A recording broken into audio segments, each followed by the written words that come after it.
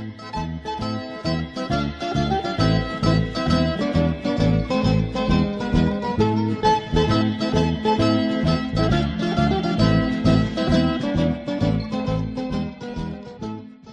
ladies and gentlemen to yet another episode of Lunch Guide. I am your host Chef Andy, and today I'm going to be showing you how to make a very simple granola mixture. I'm going to be working with some beautiful ingredients, so I'm just going to introduce them. So from the front I've got some regular homemade easy to make, easy quick oats. I've got some pumpkin seeds, I've got some sultanas here and some red currants. I've got some milk there. I've got 3 pieces of wheat bix there. I've got a bit of honey, a bit of brown sugar, a bit of butter, some salt. I also have some baking powder, some cinnamon powder, and some chia seeds. Now, without further ado, I'm going to give you this chance now to grab your pens and papers if you're going to be taking notes for this recipe. And when we come back from the break, I'm going to show you how to basically build your own granola mixture from scratch.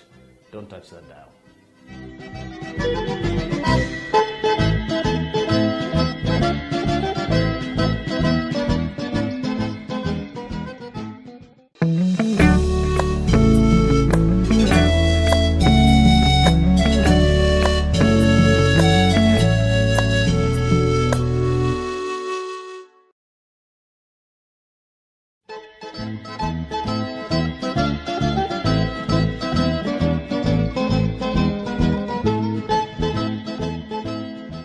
Welcome back, ladies and gentlemen. We were just introducing the ingredients before the short break and what we're going to be making today.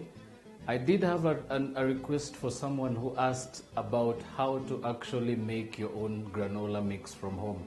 Well, I know there's a lot of products in the shops out there, and some of you might actually have some of these ingredients in your pantry. So the reason I'm showing you this is because some of you might actually have these ingredients already and you just don't know what to do with them, and now today you're actually going to get an idea of what to do with these. So without further ado, I'm going to be first of all just browning some of the pumpkin seeds. I'm just going to dry them off in a pan. Something else we're going to be doing really quickly is we're going to soak our dry fruits really quickly. So I'm just going to add a bit of regular water and give them a few seconds to just absorb. So very, very simple. Just a bit of water to your sultanas or your dry currants. If you have prunes, if you have dried mango, definitely one of the things you need to remember before you start. Remember, this is going to be cooking, and what happens is if it goes in dry, it actually is going to burn and it actually is going to give you a sour taste. So always give those a few seconds to just heat up before you actually throw them into your mixture. So in this hot pan I have some pumpkin seeds which are going in now. I'm just going to turn the heat a little higher. So one thing about the pumpkin seeds is, remember, these have actually been packed. They've been sitting in my pantry for a little while. And the reason why I'm putting them on the pan is to just give them a bit of flavor, and as well just to really get them to get that beautiful nuttiness in them. So we're just going to heat those in a pan for just a little bit. And on this side, I'm just going to also be adding in my quick oats. We're also going to be incorporating some of this beautiful wheat bix, so I'm just going to crush it by hand. So very, very simple. Don't struggle too much to crush. Remember, this is going to cook together. Just going to add my Weetabix in there, and then to that I will add a pinch of salt. I'll also add some of that bicarbonate of soda, so that's just a teaspoon. I'll also be adding some butter to that, but I'm just going to give that a bit of time to also just heat up. Remember, one thing you need to remember with cereal products especially, you always need to give them just a bit of time to dry out on a pan to really activate the flavors, and then you're just going to cook them and turn them into a granola mixture. So as you can hear, we can actually start hearing the clicks from this pan. So the pumpkin seeds are now starting to roast. You can actually be able to see they actually start to swell up a little bit. So we're just going to toss that slightly for about another 2 to 3 minutes. And remember, this is basically just to get the flavors in there. As you can see, they start to really swell up, they start to really pop. And the flavor actually builds in these particular stages. And we're also going to toss our oats and our wheat bix mixture as well. Very, very simple. And all I'm going to do is transfer the pumpkin seeds to the side. And I'm going to turn this side off. So to this particular pan, remember this is where we're going to be incorporating our mixture. So to that, I'm going to be adding about 2 tablespoons of unsalted butter. I'm also going to be adding about half a cup of brown sugar.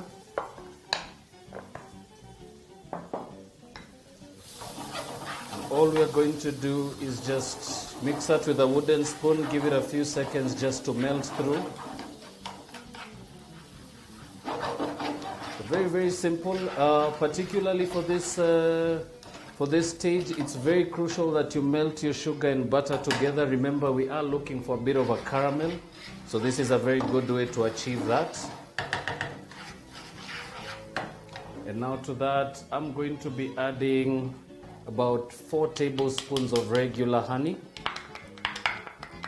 So just scoop all that into your pan. Remember, this is going at medium to low heat. Remember, you're not trying to cook it into a sauce.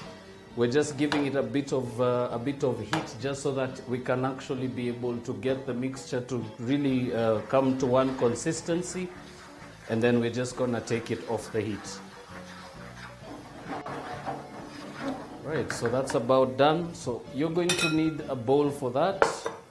Now to the bowl, I'm just going to transfer my nut mixture. I think I'm going to grab a bigger bowl. So I'm just going to transfer my mixture into this beautiful bowl here. And now our nice sugar mixture is now melted. Right, so very, very simply, I'm just going to now pour the mixture into my bowl. And I always insist, the moment you pour it in, just start mixing it instantly. Remember, your caramel will only hold for a few seconds, so always be very quick to mix, to give it a mix immediately.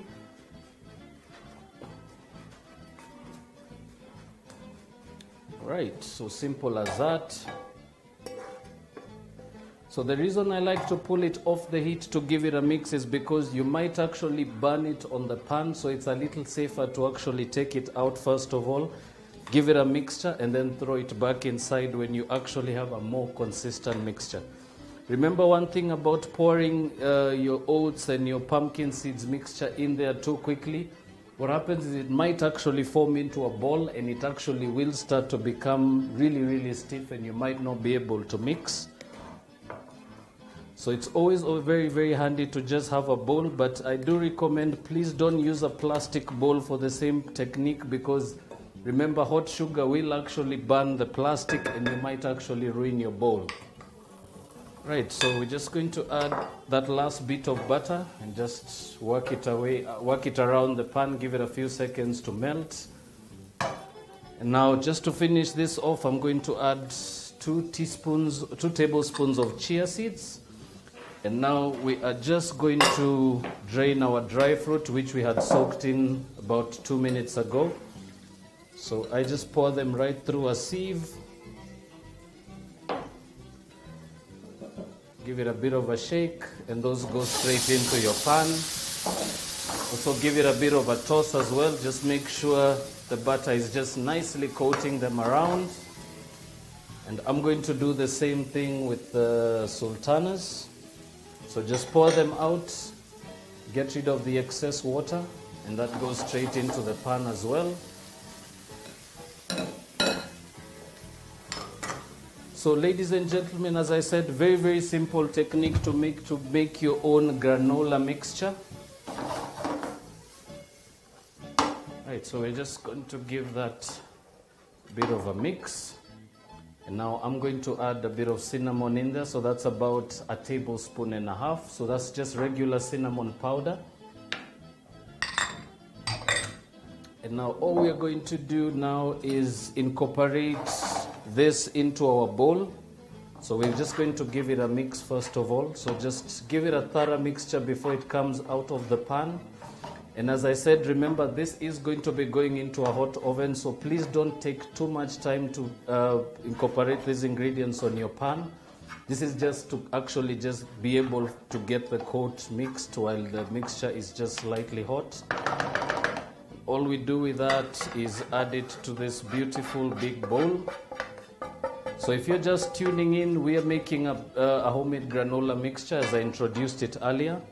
So in the bowl we've been incorporating a bit of quick oats, a bit of sultanas, a bit of red currants, pumpkin seeds, chia seeds.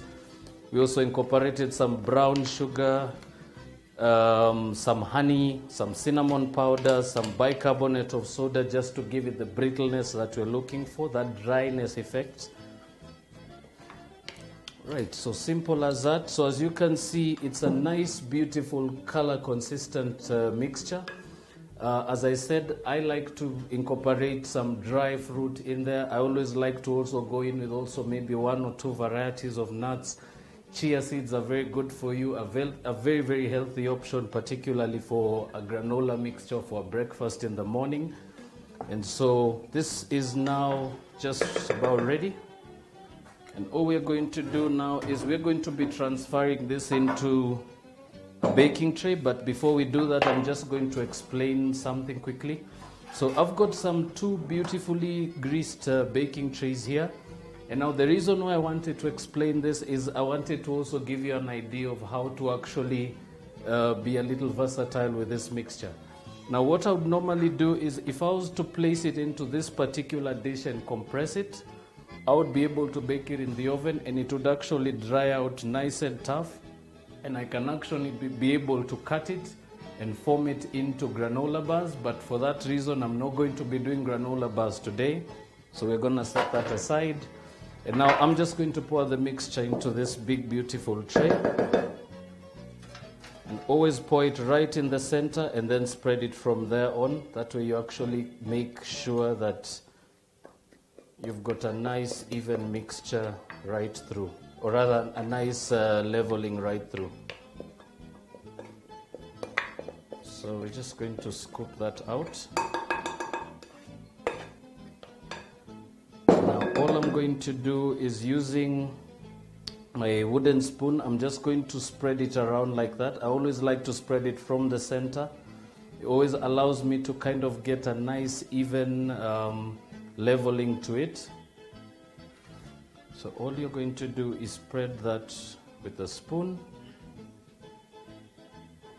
And be sure to make sure that it is actually the same level and it's actually even right through. Remember, this is going to be baking in the oven, and what you're looking for is consistency.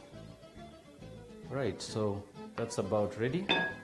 So I have already a preheated oven here. It's set at 180 with both top and bottom elements set, but I'm just going to adjust that to the top element alone because all we want to do is dry out the mixture. And I'm going to set my timer for about 15 to 20 minutes. And all we are going to do now is throw the tray in there. So this basically always cooks uncovered. The reason for that is you don't really want to trap any moisture in there. You want all the moisture to disappear. And all you're looking for is a nice, beautiful, dry mixture to actually have as a granola mix.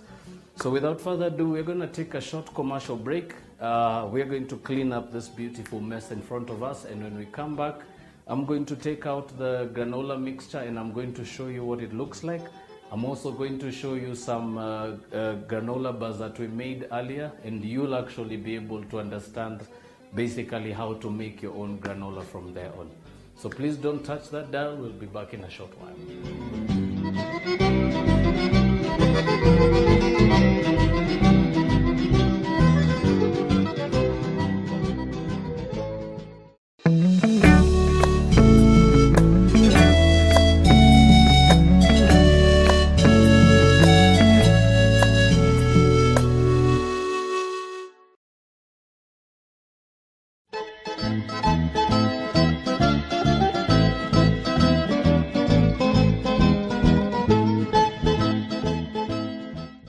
Welcome back, ladies and gentlemen. We took a short commercial break and we had our nice, beautiful granola mixture in the oven, and now it's ready. We're just about to take it out.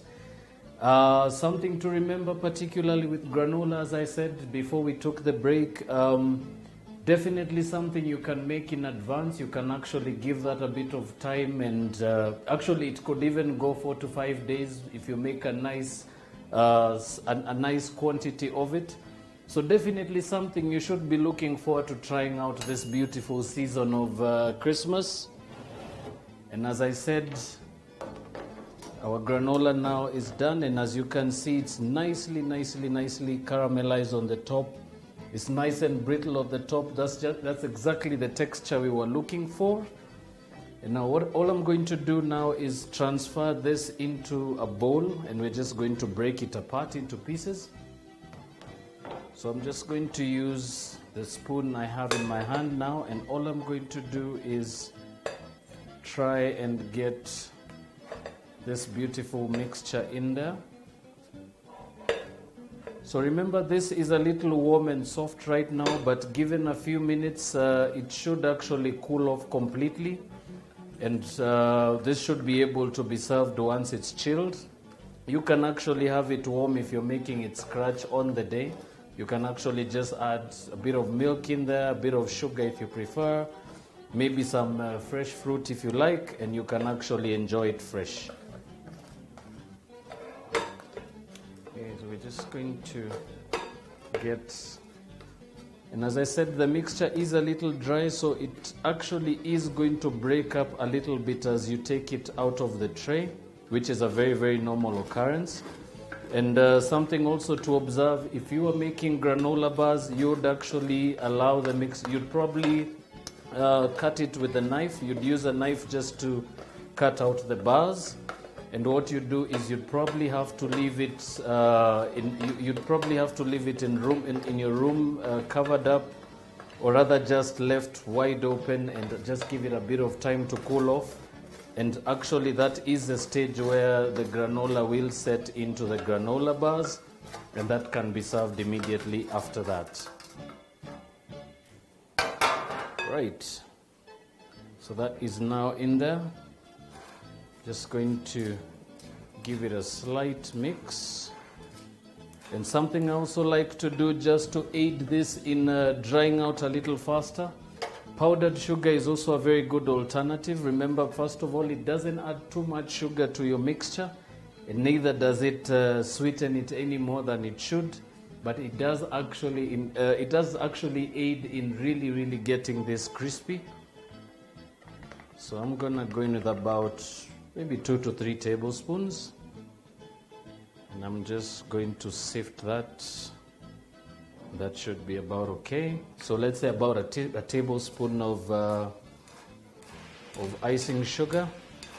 And all I'm going to do now is just give that a mix. So remember, one thing sugar will aid is it will dehydrate the mixture a little faster. It will aid in getting your granola a little more brittle. And as you can hear, actually as you're mixing it, you should be able to actually hear it in the container. It should actually be a little crispy. And also you are also looking at, as I said, the sugar does help. So you can see it does actually start to form into nice chunky lumps, which is basically what you're looking for in a good granola mixture. So I would generally just serve that fresh as it is, just like that. And I would probably just add just a bit of milk just to enjoy that, and I would serve that immediately, and it is as simple as that. Other alterations you can add to this, you could also add some dry fruit at this stage. Occasionally I would add a bit of dried banana or a bit of dried papaya or mango, also aids in making a really good granola. You can also add a bit of yogurt or a bit of vanilla or plain yogurt. You can actually also use that. You can also still use the same mixture when making your granola muffins, so you can actually incorporate this into a muffin mixture, and it will make a very good granola mixture.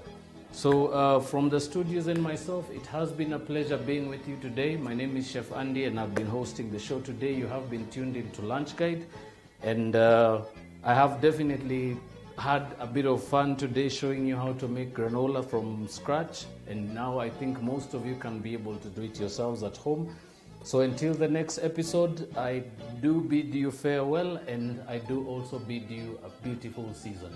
Have a lovely day.